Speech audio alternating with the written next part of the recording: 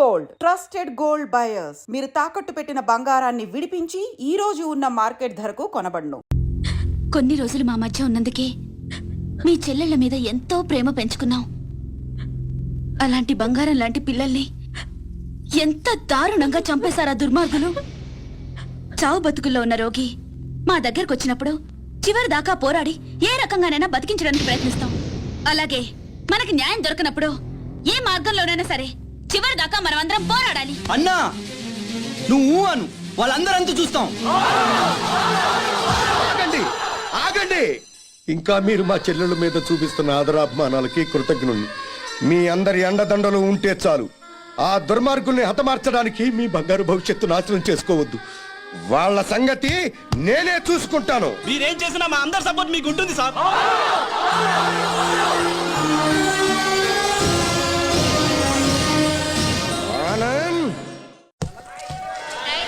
ఆనంద్, నేను రమ్మని చెప్పేదాకా వైజాగ్ నుండి రావద్దు. అలాగే అంకుల్. ఒరే బాబు జాగ్రత్త. నువ్వు లేటు బావా. బాబు జాగ్రత్త ఇప్పుడు చెప్పడం కాదు. బాబు జాగ్రత్త, అమ్మాయిల జోలికి వెళ్ళొద్దు అని ఆనాడే చెప్పుంటే మన అబ్బాయికి గతి పట్టే.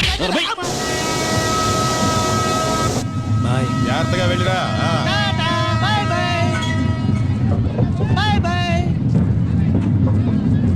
క్లబ్కి వెళ్దాం. అది కాదు బావా. బావా ఏంట్రా? సద్దాం హుస్సేన్ పారిపోయి ఎక్కడో బొక్కలో దాక్కున్నాడు. అయినా అమెరికా వాళ్ళు పట్టేశారు. నీ కొడుకు బతుకు అంతే ఆ స్వామి చేతిలో. నోరు తెరిస్తే కదా పీకుతున్నావు. ఇప్పుడేం పీక్కుంటా? పిలిచి మాట్లాడవేంట్రా పిచ్చి వెధవ. హలో, స్టేషన్ మాస్టర్ అండి? ఎస్. 3వ ప్లాట్ఫామ్ మీద నుంచి బయలుదేరిన విశాఖ ఎక్స్ప్రెస్ లో నక్సల్స్ బాంబు పెట్టారు సార్. వాట్? అవును sir. Hello Moula Ali, hello Moula Ali.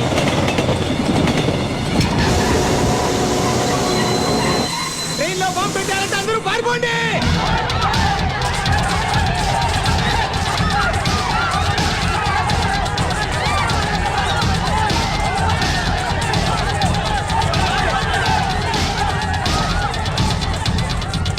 బాబు ఏమైంది? ట్రైన్ లో బాంబు పెట్టారంటే. బాంబా?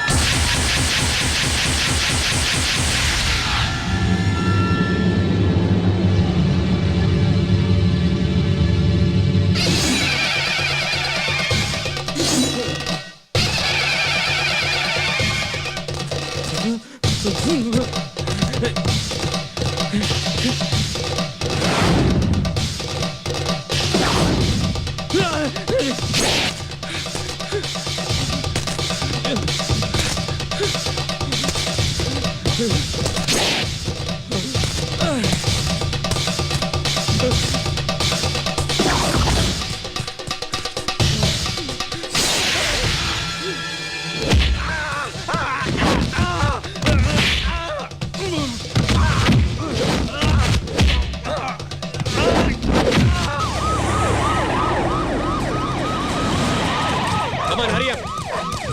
Come on, quick.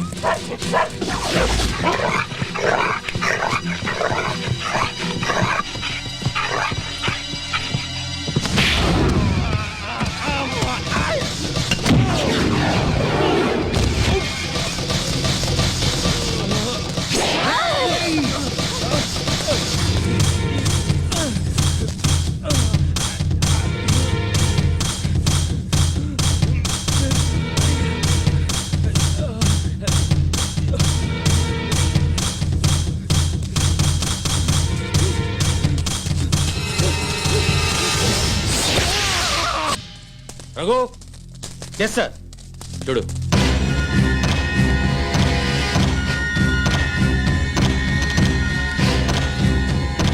Sir, Anand చచ్చిపోయాడు సార్.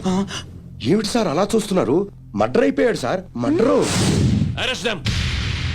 ఈ హత్య చేసింది మీరేనా? మాకంత అయోమయంగా ఉంది సార్. ఇక్కడ ఎవరేం మాట్లాడుతున్నారో మాకు అర్థం కావట్లేదు. మా అంతటా మేము పోలీస్ స్టేషన్కి వెళ్ళి చూసింది చూసినట్టు సాక్ష్యం చెప్పడానికి కోర్టుకు వస్తే సాక్ష్యమా? దేని గురించి సార్? ఆనంద్ హత్య గురించి సార్. నా చెల్లెళ్ళు సీత గీత ఆ సీతాగీత ఉన్నారో పారిపోయారో లేచిపోయారో వాళ్ళని పట్టుకుని ఆగండి సార్. ఆనందని మా చెల్లెళ్ళు చంపటం మా కళ్ళారా మేమిద్దరం చూసాం సార్.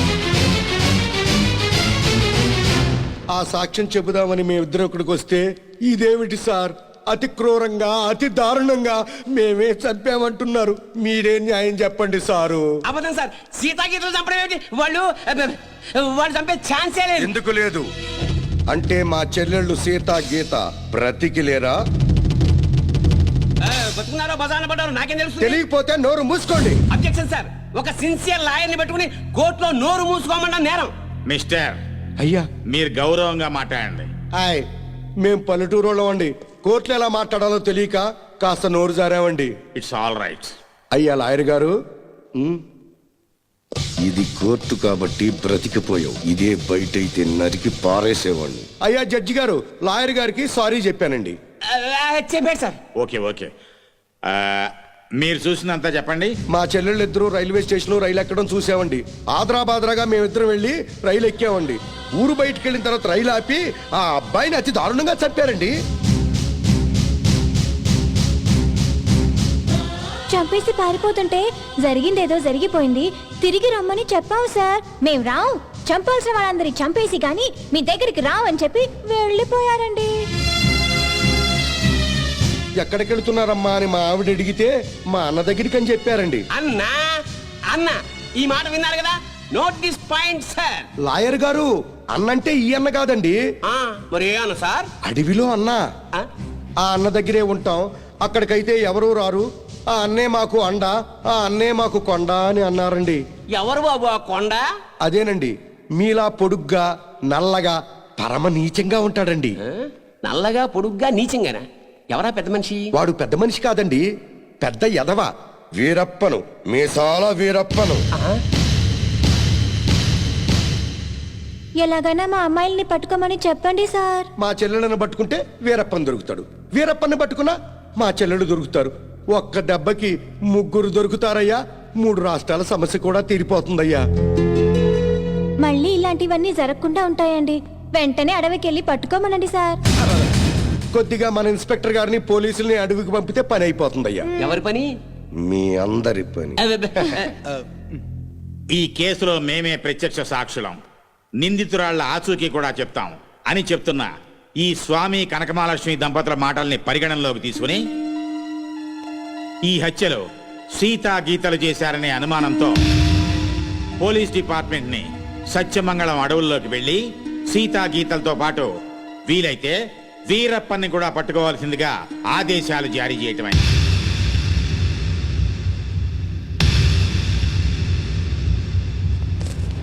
ఇన్స్పెక్టర్ గారు, ఏంటయ్యా? కాస్త మంచి రోజు చూసుకుని చెప్తారా అండి? దేనికి?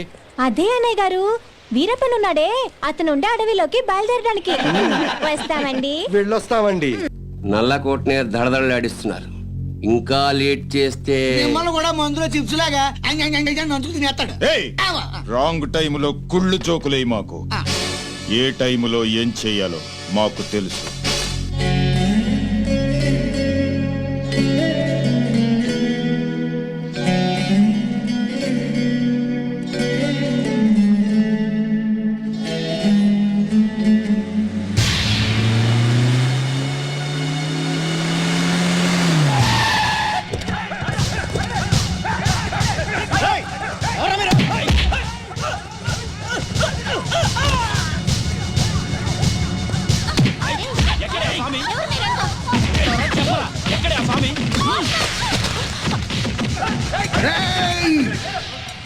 నన్ను చంపడానికి వచ్చి ఆడబడుచుల మీద చేయి చేసుకుంటారా చవట్టల్లారా?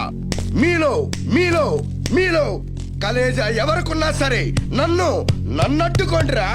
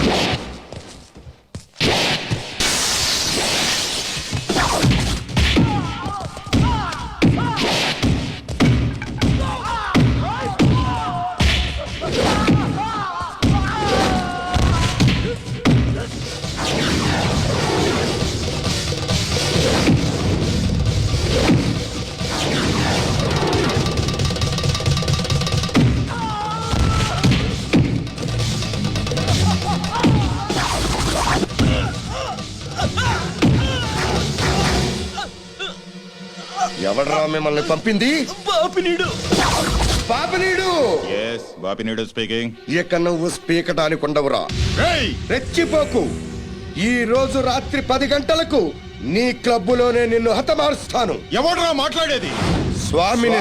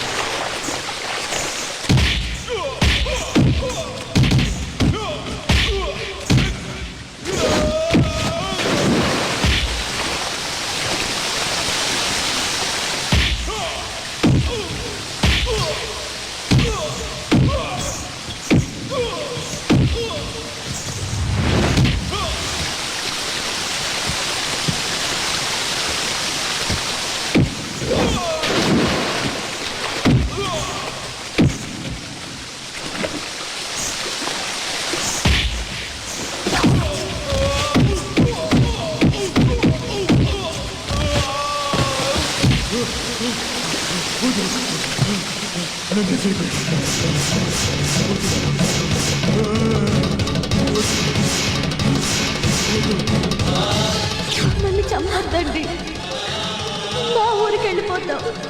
మా అన్నయ్య దగ్గరికి వెళ్ళిపోతాం.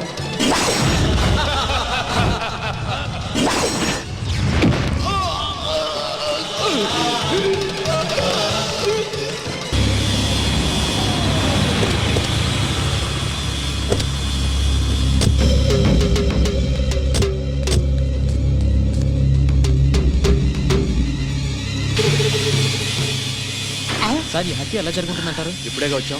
ఎంక్వైరీ చేశాం. కోటేశ్వరరావు గారు, మీరేం కంగారు పడకండి. మనం పోలీస్ సెక్యూరిటీ పెట్టించుకుందాం. పోలీసులు ముఖ్యమంత్రిని కాపాడడానికి నానా పాటలు పడతా ఉంటే ఇంక మిమ్మల్ని ఏం కాపాడతారండి? కరెక్ట్ గా చెప్పావురా బామ్మర్ది. నా థింకింగ్ ఎప్పుడు కరెక్ట్ గానే ఉంటుంది బావా. అందుకే ఓ 25-30 లక్షల రూపాయలు నా పేరు పెట్టావనుకో, ఓ చిన్న ఇల్లు కొనుక్కుని చచ్చిపోయినోడు పెద్దదినన్నాడు స్టీల్ గ్లాస్ మీద పేరు రాయించుకున్నట్టు నా ఇల్లు మా బావ ధర్మం అని నీ పేరు రాయించుకుంటాను బావా. ఏమయ్యా, మంచి చెడు లేకుండా నోటికి ఏదొస్తుంది ఒకటమేనా? ఆడెప్పుడు జరిగేదే చెప్తాడు. మీకేమన్నా పిచ్చెక్కిందా? బాలవాక్కు బ్రహ్మవాక్కు అని బామ్మని వాక్కు బ్రహ్మవాక్కు ఏమిటండి? ఏయ్ బామ్మర్ది, ఆ స్వామి వాడి పెళ్ళాం పోతే ₹1,00,00,000 రాయించు.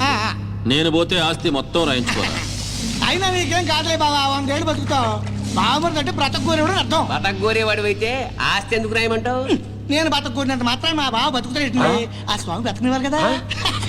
అనుమానం లేదు రఘు, ఈ మర్డర్ కూడా ఆ స్వామి చేసి ఉంటాడు. ఇన్ని మట్టలు చేస్తున్నా కూడా మన డిపార్ట్మెంట్ చిన్న క్లూ కూడా దొరకకుండా చేస్తున్నాడు. అది కదా హైలైట్.